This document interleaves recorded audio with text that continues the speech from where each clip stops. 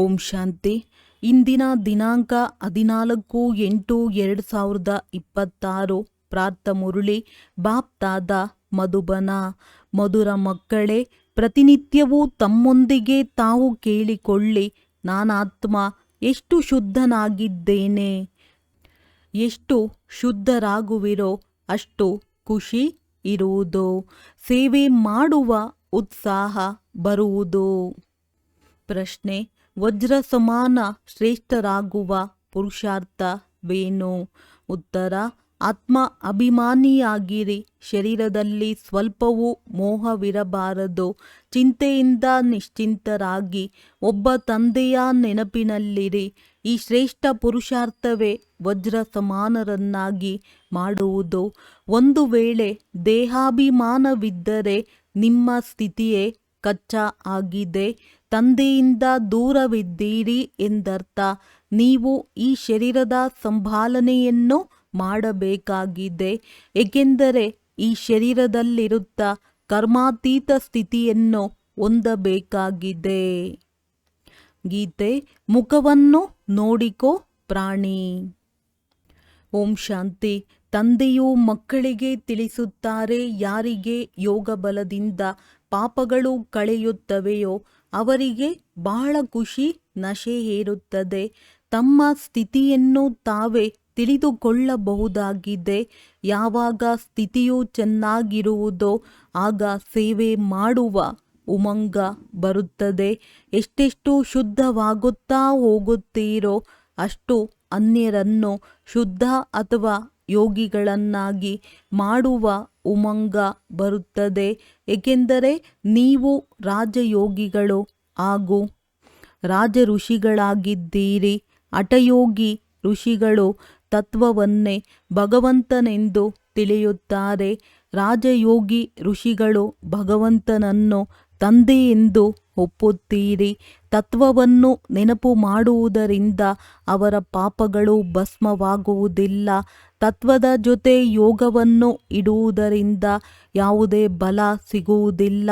ಯಾವುದೇ ಧರ್ಮದವರು ಯೋಗದ ಅರ್ಥವನ್ನು ತಿಳಿದುಕೊಂಡಿಲ್ಲ. ಆದ್ದರಿಂದ ಯಾರೂ ಸಹ ಸತ್ಯಯೋಗಿಗಳಾಗಿ ಹಿಂತಿರುಗಿ ಹೋಗಲು ಸಾಧ್ಯವಿಲ್ಲ. ಈಗ ನೀವು ಮಕ್ಕಳು ತಮ್ಮ ಸ್ಥಿತಿಯನ್ನು ಅರಿತುಕೊಳ್ಳಬಲ್ಲಿರಿ. ಆತ್ಮವು ತಂದೆಯನ್ನು ಎಷ್ಟು ನೆನಪು ಮಾಡುವುದೋ ತಮ್ಮ ಪರಿಶೀಲನೆ ಮಾಡಿಕೊಳ್ಳಬೇಕಾಗಿದೆ. ಮಕ್ಕಳು ಸಹ ಒಬ್ಬರು ಇನ್ನೊಬ್ಬರ ಸ್ಥಿತಿಯನ್ನು ಮತ್ತು ತನ್ನ ಸ್ಥಿತಿಯನ್ನು ತಿಳಿದುಕೊಳ್ಳಬಹುದು. ನೋಡಿಕೊಳ್ಳಿ, ನನಗೆ ಶರೀರದಲ್ಲಿ ಅಭಿಮಾನವಂತೂ ಇಲ್ಲವೇ? ದೇಹಾಭಿಮಾನವಿದ್ದರೆ ತಿಳಿದುಕೊಳ್ಳಿ, ನಾವು ಬಹಳ ಕಚ್ಚಾ ಆಗಿದ್ದೇವೆ. ತಂದೆಯಿಂದ ಬಹಳ ದೂರವಿದ್ದೇವೆ. ತಂದೆಯು ಆದೇಶ ನೀಡುತ್ತಾರೆ, ಮಕ್ಕಳೇ, ನೀವೀಗ ವಜ್ರ ಸಮಾನರಾಗಬೇಕಾಗಿದೆ. ತಂದೆಯು ದೇಹಿ ಅಭಿಮಾನಿಗಳನ್ನಾಗಿ ಮಾಡುತ್ತಾರೆ. ತಂದೆಗೆ ದೇಹಾಭಿಮಾನ ಆಗುವುದಿಲ್ಲ. ಮಕ್ಕಳಿಗೆ ದೇಹಾಭಿಮಾನ ಆಗುತ್ತದೆ. ತಂದೆಯ ನೆನಪಿನಿಂದ ನೀವು ದೇಹಿ ಅಭಿಮಾನಿಗಳಾಗುತ್ತೀರಿ ಅಂದಾಗ ನಾವು ಎಷ್ಟು ಸಮಯ ನೆನಪು ಮಾಡುತ್ತೇವೆ ಎಂದು ತಮ್ಮ ಪರಿಶೀಲನೆ ಮಾಡಿಕೊಳ್ಳುತ್ತಾ ಇರಿ. ಎಷ್ಟು ನೆನಪು ಮಾಡುತ್ತೀರೋ ಅಷ್ಟು ಅಪಾರ ಖುಷಿ ಇರುವುದು ಮತ್ತು ತಮ್ಮನ್ನು ಯೋಗ್ಯರನ್ನಾಗಿ ಮಾಡಿಕೊಳ್ಳುತ್ತೀರಿ. ಕೆಲವು ಮಕ್ಕಳು ಕರ್ಮಾತೀತ ಸ್ಥಿತಿಯನ್ನು ತಲುಪಿಬಿಟ್ಟಿದ್ದಾರೆ ಎಂದು ತಿಳಿದುಕೊಳ್ಳಬೇಡಿ. ಇಲ್ಲ, ಇನ್ನೂ ರೇಸ್ ನಡೆಯುತ್ತಿದೆ. ಯಾವಾಗ ಈ ಸ್ಪರ್ಧೆಯು ಮುಗಿಯುವುದೋ ಆಗ ಅಂತಿಮ ಫಲಿತಾಂಶ ಬರುವುದು. ಮತ್ತೆ ವಿನಾಶವಾಗುವುದು ಆರಂಭವಾಗುತ್ತದೆ.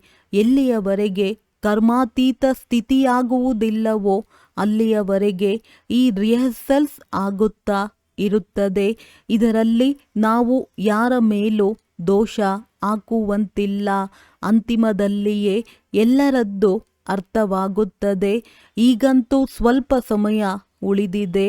ಈ ದಾದಾರವರು ಹೇಳುತ್ತಾರೆ, ಮಧುರ ಮಕ್ಕಳೇ, ಇನ್ನು ಸ್ವಲ್ಪ ಸಮಯವಿದೆ.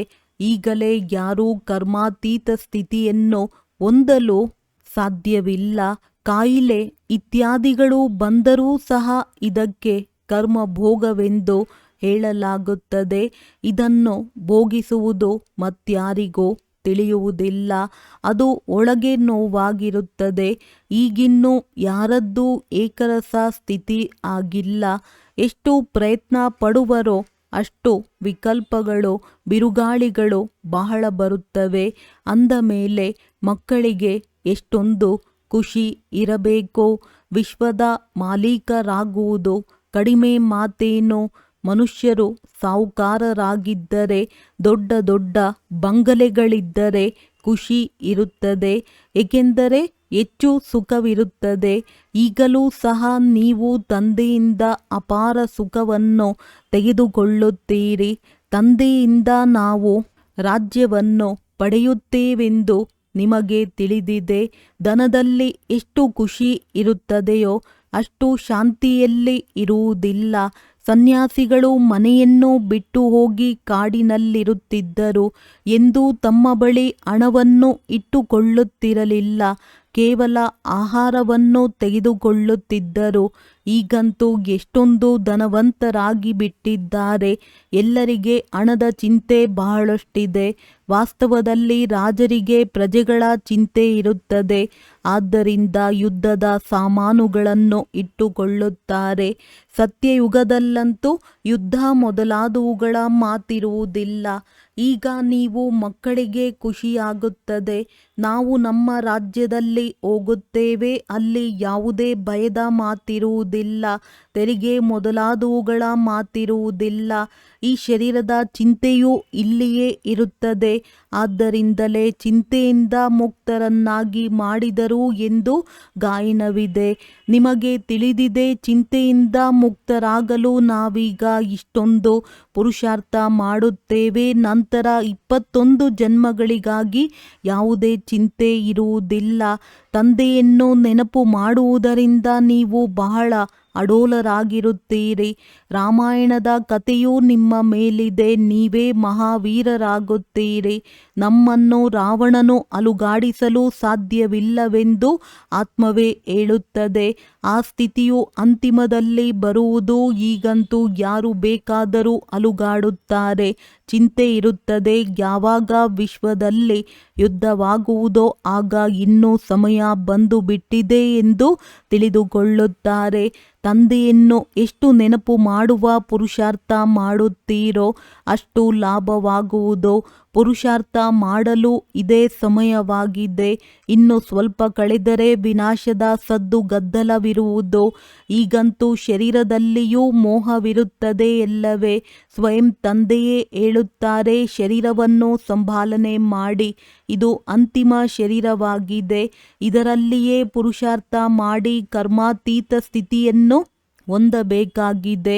ಜೀವಿಸಿರುತ್ತೀರಿ, ತಂದೆಯನ್ನು ನೆನಪು ಮಾಡುತ್ತಾ ಇರುತ್ತೀರಿ. ತಂದೆಯು ತಿಳಿಸುತ್ತಾರೆ, ಮಕ್ಕಳೇ ಸದಾ ಅಮರರಾಗಿರಿ. ಎಷ್ಟು ಜೀವಿಸುತ್ತೀರೋ ಅಷ್ಟು ತಂದೆಯನ್ನು ನೆನಪು ಮಾಡಿ. ಶ್ರೇಷ್ಠ ಆಸ್ತಿಯನ್ನು ಪಡೆಯುತ್ತೀರಿ. ಈಗ ನಿಮ್ಮದು ಸಂಪಾದನೆಯಾಗುತ್ತಾ ಇರುತ್ತದೆ.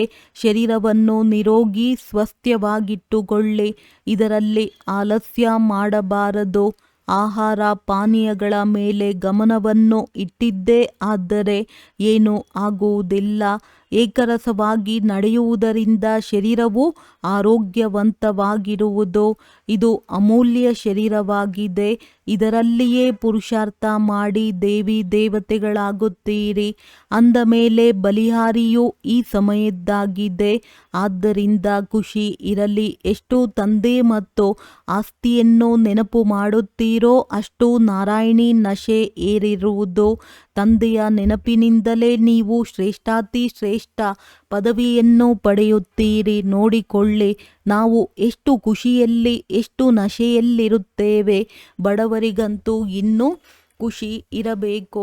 ಸಾಹುಕಾರರಿಗಾದರೆ ಧನದ ಚಿಂತೆ ಇರುತ್ತದೆ. ನಿಮ್ಮಲ್ಲಿ ಕುಮಾರಿಯರಿಗಂತೂ ಯಾವುದೇ ಚಿಂತೆ ಇರುವುದಿಲ್ಲ.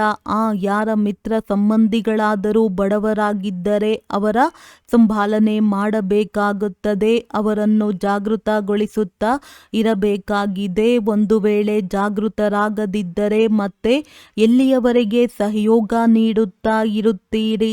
ತಂದೆಯು ಹೇಳುತ್ತಾರಲ್ಲವೇ, ನೀವು ಸೇವಾದಾರಿಯಾಗಿ ಮತ್ತು ನಿಮ್ಮ ಸ್ತ್ರೀಯರನ್ನು ಆತ್ಮಿಕ ಸೇವೆಯಲ್ಲಿ ತೊಡಗಿಸಿರಿ. ನೀವು ತಂದೆಯ ಸಹಯೋಗಿಗಳಾಗಿದ್ದೀರಿ. ಸಹಯೋಗವಂತೂ ಎಲ್ಲರಿಗೂ ಬೇಕಲ್ಲವೇ? ತಂದೆಯೊಬ್ಬರೇ ಏನು ಮಾಡುವರು, ಎಷ್ಟು ಮಂದಿಗೆ ಮಂತ್ರ ಕೊಡುವರು? ಆದ್ದರಿಂದ ನಾನು ನಿಮಗೆ ತಿಳಿಸುತ್ತೇನೆ, ನೀವು ಮತ್ತೆ ಅನ್ಯರಿಗೆ ತಿಳಿಸಬೇಕಾಗಿದೆ, ಕಸಿ ಮಾಡಬೇಕಾಗಿದೆ. ಮಕ್ಕಳಿಗೆ ಹೇಳುತ್ತಾ ಇರುತ್ತಾರೆ, ಎಷ್ಟು ಸಾಧ್ಯವೋ ಸಹಯೋಗಿಗಳಾಗಿರಿ, ಮಂತ್ರವನ್ನು ಕೊಡುತ್ತಾ ಹೋಗಿರಿ. ನಿಮ್ಮ ಶಾಸ್ತ್ರಗಳಲ್ಲಿಯೂ ಇದೆ. ಎಲ್ಲರಿಗೂ ಸಂದೇಶ ನೀಡಿದ್ದರೂ ತಂದೆಯೂ ಬಂದಿದ್ದಾರೆ. ಆಸ್ತಿಯನ್ನು ತೆಗೆದುಕೊಳ್ಳಬೇಕೆಂದರೆ ತಂದೆಯನ್ನು ನೆನಪು ಮಾಡಿ, ದೇಹಧಾರಿಗಳನ್ನು ನೆನಪು ಮಾಡಬೇಡಿರಿ. ತಮ್ಮನ್ನು ಆತ್ಮನೆಂದು ತಿಳಿದು ತಂದೆಯನ್ನು ನೆನಪು ಮಾಡಿದರೆ ನಿಮ್ಮ ವಿಕರ್ಮಗಳು ವಿನಾಶವಾಗುವವು ಮತ್ತು ಆಸ್ತಿಯೂ ಸಿಗುವುದು. ಗೀತೆಯನ್ನಂತೂ ಬಹಳ ಕೇಳುತ್ತಾರೆ, ಅನ್ಯರಿಗೆ ಹೇಳುತ್ತಾರೆ. ಅದರಲ್ಲಿ ಪ್ರಸಿದ್ಧವಾದ ಶಬ್ದವಾಗಿದೆ ಮನ್ಮನಾಭವ. ತಂದೆಯನ್ನು ನೆನಪು ಮಾಡಿದರೆ ಮುಕ್ತಿಯನ್ನು ಪಡೆಯುತ್ತೀರಿ. ಸನ್ಯಾಸಿಗಳು ಸಹ ಇದನ್ನು ಇಚ್ಛಿಸುತ್ತಾರೆ. ಮಧ್ಯಾಜೀಭವ ಎಂದರೆ ಜೀವನ್ಮುಕ್ತಿ. ನೀವು ತಂದೆಯ ಮಕ್ಕಳಾಗುತ್ತೀರೆಂದರೆ ತಂದೆಯು ಹೇಳುತ್ತಾರೆ, ಮಕ್ಕಳೇ, ನೀವಾತ್ಮರು ಪತಿತರಾಗಿದ್ದೀರಿ. ಪತಿತರು ನಡೆಯಲು ಸಾಧ್ಯವಿಲ್ಲ. ಇವು ತಿಳಿದುಕೊಳ್ಳುವ ಮಾತುಗಳಾಗಿವೆ. ನೀವು ಭಾರತವಾಸಿಗಳು ಸತೋಪ್ರಧಾನರಾಗಿದ್ದೀರಿ, ನಂತರ ತಮೋಪ್ರಧಾನರಾದಿರಿ. ಈಗ ಪುನಃ ಸತೋಪ್ರಧಾನರಾಗಬೇಕಾಗಿದೆ. ಆದ್ದರಿಂದ ತಂದೆಯು ತಿಳಿಸುತ್ತಾರೆ, ಪುರುಷಾರ್ಥ ಮಾಡಿರಿ, ಆಗ ಶ್ರೇಷ್ಠ ಪದವಿಯೂ ಸಿಗುವುದು. ಭಕ್ತಿಯನ್ನಂತೂ ಜನ್ಮ ಜನ್ಮಾಂತರದಿಂದ ಮಾಡುತ್ತಾ ಬಂದಿದ್ದೀರಿ. ನಿಮಗೆ ತಿಳಿದಿದೆ, ಮೊಟ್ಟ ಮೊದಲು ಅವ್ಯಭಿಚಾರಿ ಭಕ್ತಿಯು ಆರಂಭವಾಯಿತು. ಈಗ ಎಷ್ಟೊಂದು ವ್ಯಭಿಚಾರಿ ಭಕ್ತಿ ಇದೆ. ಶರೀರಗಳಿಗೂ ಪೂಜೆ ಮಾಡುತ್ತಾರೆ, ಅದು ಭೂತ ಪೂಜೆಯಾಗಿದೆ. ದೇವತೆಗಳಾದರೂ ಪವಿತ್ರರಾಗಿದ್ದಾರೆ. ಆದರೆ ಈ ಸಮಯದಲ್ಲಿ ಎಲ್ಲರೂ ತಮೋಪ್ರಧಾನರಾಗಿದ್ದಾರೆ. ಆದ್ದರಿಂದ ಪೂಜೆಯೂ ಸಹ ತಮೋಪ್ರಧಾನವಾಗುತ್ತಾ ಹೋಗುತ್ತದೆ. ಈಗ ತಂದೆಯನ್ನು ನೆನಪು ಮಾಡಬೇಕಾಗಿದೆ. ಭಕ್ತಿಯ ಶಬ್ದವನ್ನು ಏನು ಹೇಳಬಾರದು. ಆಯ್ ರಾಮ, ಇದೂ ಸಹ ಭಕ್ತಿಯ ಶಬ್ದವಾಗಿದೆ. ಇಲ್ಲಿ ಈ ರೀತಿ ಕೂಗುವಂತಿಲ್ಲ. ಏನನ್ನು ಉಚ್ಚಾರಣೆ ಮಾಡುವ ಮಾತಿಲ್ಲ. ಓಂ ಶಾಂತಿ ಎಂದು ಸಹ ಪದೇ ಪದೇ ಹೇಳುವ ಅವಶ್ಯಕತೆ ಇಲ್ಲ. ಶಾಂತಿ ಎಂದರೆ ನಾನಾತ್ಮ ಶಾಂತ ಸ್ವರೂಪನಾಗಿದ್ದೇನೆ, ಹಾಗೆಯೇ ಇದ್ದೇನೆ. ಇದರಲ್ಲಿ ಹೇಳುವ ಮಾತಿಲ್ಲ. ಅನ್ಯ ಮನುಷ್ಯರೂ ಸಹ ಕೆಲವರು ಓಂ ಶಾಂತಿ ಎಂದು ಹೇಳುತ್ತಾರೆ, ಆದರೆ ಅದರ ಅರ್ಥವನ್ನು ತಿಳಿದುಕೊಂಡಿಲ್ಲ. ಅವರಂತೂ ಓಂ ಎಂಬುದಕ್ಕೆ ದೊಡ್ಡ ದೊಡ್ಡ ಮಹಿಮೆ ಮಾಡುತ್ತಾರೆ. ನೀವಂತೂ ಅರ್ಥವನ್ನು ತಿಳಿದುಕೊಂಡಿದ್ದೀರಿ. ಅರ್ಥವನ್ನು ತಿಳಿಯದೆ ಓಂ ಶಾಂತಿ ಎಂದು ಹೇಳುವುದೂ ಸಹ ವ್ಯರ್ಥವಾಗಿದೆ. ಒಬ್ಬರು ಇನ್ನೊಬ್ಬರೊಂದಿಗೆ ಈ ರೀತಿ ಕೇಳಬಹುದು, ಶಿವತಂದೆಯ ನೆನಪಿನಲ್ಲಿದ್ದೀರಾ? ಹೇಗೆ ನಾನೂ ಸಹ ಮಕ್ಕಳೊಂದಿಗೆ ಕೇಳುತ್ತೇನೆ, ಮಕ್ಕಳೇ, ಯಾರ ಶೃಂಗಾರ ಮಾಡುತ್ತೀರಿ? ಶಿವತಂದೆಯ ರಥದ ಶೃಂಗಾರ ಮಾಡುತ್ತಿದ್ದೇನೆಂದು ಹೇಳುತ್ತಾರೆ. ಇದು ಶಿವತಂದೆಯ ರಥವಲ್ಲವೇ? ಹೇಗೆ ಹುಸೇನನ ರಥವಿರುತ್ತದೆ ಎಲ್ಲವೇ? ಕುದುರೆಯ ಶೃಂಗಾರ ಮಾಡುತ್ತಾರೆ. ಕುದುರೆಯ ಅರ್ಥವನ್ನು ತಿಳಿದುಕೊಂಡಿಲ್ಲ. ಧರ್ಮ ಸ್ಥಾಪನೆ ಮಾಡಲು ಯಾವ ಆತ್ಮರು ಬರುತ್ತಾರೆಯೋ ಅವರು ಬಹಳ ಪವಿತ್ರರಾಗಿರುತ್ತಾರೆ. ಹಳೆಯ ಪತಿತ ಆತ್ಮವು ಧರ್ಮ ಸ್ಥಾಪನೆ ಮಾಡಲು ಸಾಧ್ಯವಿಲ್ಲ. ನೀವು ಧರ್ಮ ಸ್ಥಾಪನೆ ಮಾಡುವುದಿಲ್ಲ. ಶಿವತಂದೆಯು ನಿಮ್ಮ ಮೂಲಕ ಮಾಡುತ್ತಾರೆ. ನಿಮ್ಮನ್ನು ಪವಿತ್ರರನ್ನಾಗಿ ಮಾಡುತ್ತಾರೆ. ಆ ಮನುಷ್ಯರು ಭಕ್ತಿ ಮಾರ್ಗದಲ್ಲಿ ಬಹಳ ಶೃಂಗಾರ ಇತ್ಯಾದಿ ಮಾಡುತ್ತಾರೆ. ಇಲ್ಲಿ ಶೃಂಗಾರವನ್ನು ಇಷ್ಟಪಡುವುದಿಲ್ಲ. ತಂದೆಯು ಎಷ್ಟು ನಿರಹಂಕಾರಿಯಾಗಿದ್ದಾರೆ. ಸ್ವಯಂ ಹೇಳುತ್ತಾರೆ, ನಾನು ಬಹಳ ಜನ್ಮಗಳ ಅಂತಿಮದಲ್ಲಿಯೂ ಅಂತ್ಯದಲ್ಲಿ ಬರುತ್ತೇನೆ. ಮೊದಲು ಸತ್ಯಯುಗದಲ್ಲಿ ಶ್ರೀ ನಾರಾಯಣನಿರುವರು. ಶ್ರೀ ಲಕ್ಷ್ಮಿಗಿಂತ ಮೊದಲು ಶ್ರೀ ನಾರಾಯಣನೂ ಬರುವರು. ಅವರಂತೂ ದೊಡ್ಡವರಿರಬೇಕಲ್ಲವೇ? ಆದ್ದರಿಂದ ಕೃಷ್ಣನ ಹೆಸರಿನ ಗಾಯನವಿದೆ. ನಾರಾಯಣನಿಗಿಂತಲೂ ಹೆಚ್ಚಿನದಾಗಿ ಕೃಷ್ಣನ ಮಹಿಮೆ ಮಾಡುತ್ತಾರೆ. ಕೃಷ್ಣನಿಗೆ ಜನ್ಮಾಷ್ಟಮಿಯನ್ನು ಆಚರಿಸುತ್ತಾರೆ. ನಾರಾಯಣನ ಜನ್ಮದಿನವನ್ನು ಆಚರಿಸುವುದಿಲ್ಲ. ಕೃಷ್ಣನೇ ನಾರಾಯಣನೆಂಬುದನ್ನು ಯಾರೂ ತಿಳಿದುಕೊಂಡಿಲ್ಲ. ಬಾಲ್ಯದ ಹೆಸರೇ ನಡೆದು ಬರುತ್ತದೆ ಎಲ್ಲವೇ. ಇಂಥವರು ಜನ್ಮ ಪಡೆದರು ಎಂದರೆ ಅವರ ಜನ್ಮದಿನವನ್ನು ಆಚರಿಸುತ್ತಾರೆ. ಆದ್ದರಿಂದ ಕೃಷ್ಣನ ಜನ್ಮದಿನವನ್ನು ಆಚರಿಸುತ್ತಾರೆ. ನಾರಾಯಣನ ಬಗ್ಗೆ ಯಾರಿಗೂ ಗೊತ್ತಿಲ್ಲ. ಮೊಟ್ಟ ಮೊದಲು ಶಿವ ಜಯಂತಿಯಾಗುತ್ತದೆ, ನಂತರ ಕೃಷ್ಣನ ಜಯಂತಿ, ಅನಂತರ ರಾಮನ ಜಯಂತಿ, ಶಿವನ ಜೊತೆ ಗೀತಾ ಜಯಂತಿಯೂ ಆಗುತ್ತದೆ. ಶಿವ ತಂದೆಯು ಬರುವುದೇ ಬಹಳ ಜನ್ಮಗಳ ಅಂತಿಮದಲ್ಲಿ. ವೃದ್ಧ ಅನುಭವಿ ರಥದಲ್ಲಿಯೇ ಬರುತ್ತಾರೆ. ಎಷ್ಟು ಚೆನ್ನಾಗಿ ತಿಳಿಸಲಾಗಿದೆ. ಆದರೂ ಸಹ ಯಾರ ಬುದ್ಧಿಯಲ್ಲಿಯೂ ಬರುವುದಿಲ್ಲ. ತಂದೆಯು ತಿಳಿಸುತ್ತಾರೆ, ಈ ಜ್ಞಾನವು ಪ್ರಾಯಲೋಪವಾಗಿ ಬಿಡುತ್ತದೆ. ನಾನು ಬಂದು ತಿಳಿಸಿದಾಗ ನೀವೂ ಸಹ ಅನ್ಯರಿಗೆ ತಿಳಿಸಬಲ್ಲಿರಿ. ಈಗ ನೀವು ಮಕ್ಕಳು ತಿಳಿದುಕೊಂಡಿದ್ದೀರಿ. ಭವಿಷ್ಯದಲ್ಲಿ ನಾವೇ ಈ ದೇವಿ ದೇವತೆಗಳಾಗುತ್ತೇವೆ. ಬ್ರಹ್ಮ ತಂದೆಯು 2-3 ಪ್ರಕಾರದ ಸಾಕ್ಷಾತ್ಕಾರ ಮಾಡಿದ್ದರು. ಈ ರೀತಿಯಾಗುತ್ತೇನೆ, ಕಿರೀಟಧಾರಿಯಾಗುತ್ತೇನೆ ಎಂದು 2-4 ರಾಜ್ಯಭಾರದ ಜನ್ಮಗಳ ಸಾಕ್ಷಾತ್ಕಾರವನ್ನು ಮಾಡಿದ್ದರು. ಈಗ ನೀವು ತಿಳಿದುಕೊಳ್ಳುತ್ತೀರಿ. ಈ ಮಾತುಗಳನ್ನು ಪ್ರಪಂಚದಲ್ಲಿ ಮತ್ಯಾರೂ ತಿಳಿದುಕೊಳ್ಳುವುದಿಲ್ಲ. ಇಷ್ಟನ್ನು ತಿಳಿದುಕೊಳ್ಳುತ್ತಾರೆ. ಒಳ್ಳೆಯ ಕರ್ಮ ಮಾಡಿದರೆ ಒಳ್ಳೆಯ ಜನ್ಮ ಸಿಗುವುದೆಂದು. ನೀವೀಗ ಭವಿಷ್ಯಕ್ಕಾಗಿ ನರನಿಂದ ನಾರಾಯಣನಾಗುವ ಪುರುಷಾರ್ಥ ಮಾಡುತ್ತಿದ್ದೀರಿ. ನಾವೇ ಈ ಪದವಿಯನ್ನು ಪಡೆಯುತ್ತೇವೆಂದು ನಿಮಗೆ ತಿಳಿದಿದೆ. ಯಾರು ಕರ್ಮಾತೀತ ಸ್ಥಿತಿಯನ್ನು ಪಡೆಯುವ ಪುರುಷಾರ್ಥ ಮಾಡುತ್ತಾ ಇರುವರೋ ಅವರಿಗೆ ಹೆಚ್ಚು ಖುಷಿ ಇರುವುದು. ಬಾಬಾ, ನಾವಂತೂ ಮೊಮ್ಮ ಬಾಬಾರವರನ್ನು ಅನುಸರಿಸುತ್ತೇವೆಂದು ಹೇಳುತ್ತಾರೆ. ಆಗಲೇ ಸಿಂಹಾಸನದ ಮೇಲೆ ಕುಳಿತುಕೊಳ್ಳಲು ಸಾಧ್ಯ. ನಾವು ಎಷ್ಟು ಸರ್ವಿಸ್ ಮಾಡುತ್ತೇವೆ ಮತ್ತು ಎಷ್ಟು ಖುಷಿಯಲ್ಲಿರುತ್ತೇವೆ ಎಂಬ ತಿಳುವಳಿಕೆಯೂ ಇರಬೇಕು. ಸ್ವಯಂ ಖುಷಿಯಲ್ಲಿದ್ದಾಗಲೇ ಅನ್ಯರನ್ನು ಖುಷಿಯಲ್ಲಿ ತರುತ್ತೀರಿ. ಒಳಗೆ ಯಾವುದೇ ಕೆಟ್ಟ ಗುಣಗಳಿದ್ದರೆ, ಕೊರತೆಗಳಿದ್ದರೆ ಮನಸ್ಸು ತಿನ್ನುತ್ತಾ ಇರುತ್ತದೆ. ಕೆಲವರು ಬಂದು ಹೇಳುತ್ತಾರೆ, ಬಾಬಾ, ನಮ್ಮಲ್ಲಿ ಕ್ರೋಧವಿದೆ, ನಮ್ಮಲ್ಲಿ ಈ ಭೂತವಿದೆ. ಇದು ಚಿಂತೆಯ ಮಾತಾಯಿತಲ್ಲವೇ? ಭೂತಗಳಿರಲು ಬಿಡಬಾರದು. ಕ್ರೋಧವನ್ನೇಕೆ ಮಾಡುವುದು? ಪ್ರೀತಿಯಿಂದ ತಿಳಿಸಲಾಗುತ್ತದೆ. ತಂದೆಯು ಯಾರ ಮೇಲಾದರೂ ಕ್ರೋಧ ಮಾಡುತ್ತಾರೆಯೇ? ಶಿವ ತಂದೆಯ ಮಹಿಮೆ ಇದೆಯಲ್ಲವೇ? ಬಹಳ ಸುಳ್ಳು ಮಹಿಮೆಯನ್ನು ಮಾಡುತ್ತಾರೆ. ನಾನು ಏನು ಮಾಡುತ್ತೇನೆ? ಬಂದು ಪತಿತರಿಂದ ಪಾವನ ಮಾಡಿ ಎಂದು ಹೇಳುತ್ತಾರೆ. ಹೇಗೆ ವೈದ್ಯರಿಗೆ ನಮ್ಮ ಕಾಯಿಲೆಯನ್ನು ದೂರ ಮಾಡಿ ಎಂದು ಹೇಳುತ್ತಾರೆ. ಅವರು ಔಷಧಿ ನೀಡಿ ಇಂಜೆಕ್ಷನ್ ಕೊಡುತ್ತಾರೆ. ಅದಂತೂ ಅವರ ಕೆಲಸವಾಗಿದೆ.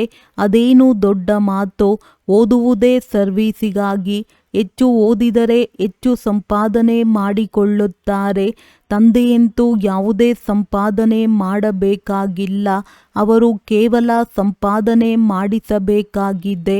ತಂದೆಯು ಹೇಳುತ್ತಾರೆ, ಮಕ್ಕಳೇ, ನೀವು ನನಗೆ ಅವಿನಾಶಿ ಸರ್ಜನ್ ಎಂದು ಹೇಳುತ್ತೀರಿ.